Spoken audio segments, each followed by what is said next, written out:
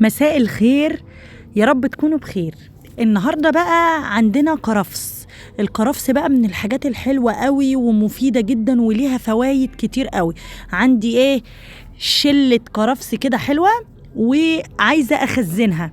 طبعا احنا عارفين ان الحاجات اللي هي الورقية دي لو قعدت في التلاجة مدة بتبوظ، وخسارة من ضمنها الحاجات دي ملهاش روح، يعني المفروض ان احنا بنجيبها على قد الاستعمال. بس انا عندي حبة يعني، فطبعا هعمل مش هشيل الكميه دي كلها في التلاجة، لا طبعا هتبوظ مني، فهنخزنها مع بعض. هقول لكم ازاي نخزنها، ليه كذا طريقه. اول حاجه طبعا بنشيل اي ورقه بايظه في الكرفس بتاعنا، اي ورقه، اي عود بايظ، اي حاجه بننضفه خالص، علشان خاطر لما نيجي نشيل الحاجه نشيلها على نظافه، ما نحطش فيها حاجه بايظه. هنجيب حله بقى نحط فيها شويه ميه ونحطها على النار، نسيبها تغلي ماشي، على ما ننضف الكرفس بتاعنا ونغسله غسله كويسه قوي قوي قوي، لان بيكون فيه طين وبيكون فيه وساخه بين العيدان بتاعته. هننضفه كويس قوي قوي قوي وننقعه في ميه وخل علشان نضمن ان هو مفهوش اي حاجه خالص. تمام، دي اول حاجه. واول ما الميه تغلي طبعا هنحط الكرفس بتاعنا فيه، هنقطع العيدان لوحدها والورق لوحده، لان هنسوي ده بطريقه وهنسوي ده بطريقه. ماشي، هنا بقى انا قطعته وغسلته حلو، وهحط عليه شويه الخل واسيبه شويه. حاطه العيدان لوحدها زي ما قلت لكم، وهحط الورق برضو لوحده، هنا هحط شويه خل وهنا هحط شويه خل. تمام. من ضمن الطرق ان احنا نغسله وننشفه، ننشف الورق بس، انما العيدان نفرزها ننشفه زي الملوخيه الناشفه. هنغسله كويس وننشفه، مش هنحطه في شمس، لا احنا هنسيبه كده في المطبخ.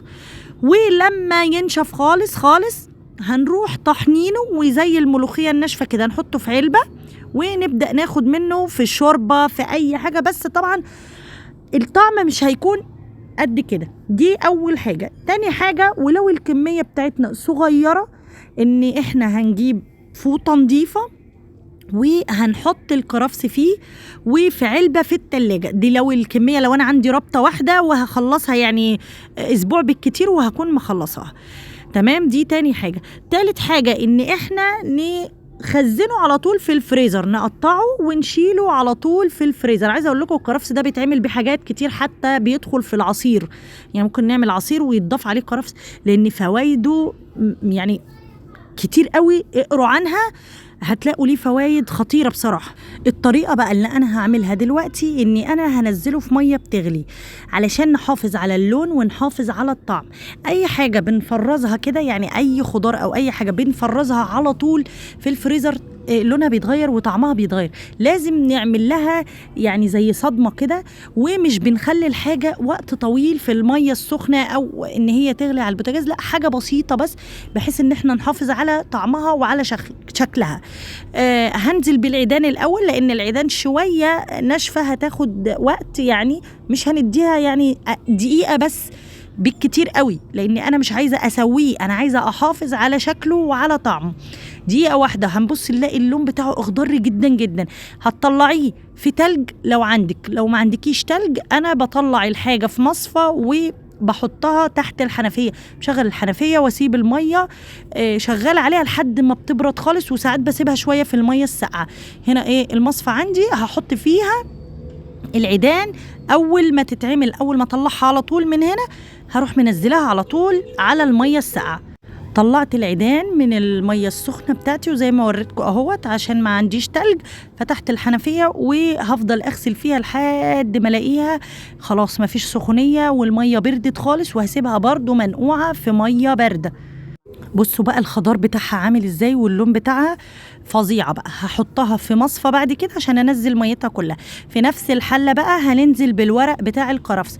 ورق الكرفس برضو هياخد، بس مش هياخد وقت، يعني احنا التاني ممكن حطيناه دقيقة، دقيقة ونص، ده ممكن نحطه مثلا نص دقيقة، لان المية عندي سخنة بتغلي، فهحط نص دقيقة اقلبه يمين وشمال كده، احس الورقة دبلت، اروح مطلعه برضو على طول، يا في تلج يا اما في مية ساقعة زي ما عملنا. برضو بصوا بقى الورق شكله عمل ازاي، الخضار بتاعه بقى تحفة بصراحة. هطلعه واغسله وابتدي بقى اسيب الحاجة تصفي ميتها وابتدي افرزها. هنفرزها ازاي بقى؟ في اكياس ونحطها في الفريزر، وهناخد كل ما نحب طبعا نحط في الاكل بتاعنا، هنفتح الكيس ناخد منه العودين اللي احنا عايزينه والورقتين وننزل في الشوربة على طول. الطريقة دي هتنفع طبعا للشوربة، مش هتنفع لحاجة تاني. اتمنى تكونوا استفدتوا من الفيديو، وان شاء الله هننزل بقى طرق تفريز حاجات كتيرة قوي قوي قوي. هنفرز الملوخية المرة الجاية زي الشركات بالظبط، وهتطلع احسن كمان، مش هتشتري خالص ملوخية من بره. لو الفيديو عجبكم ما تنسوش تحطوا لايك وتشتركوا في القناة.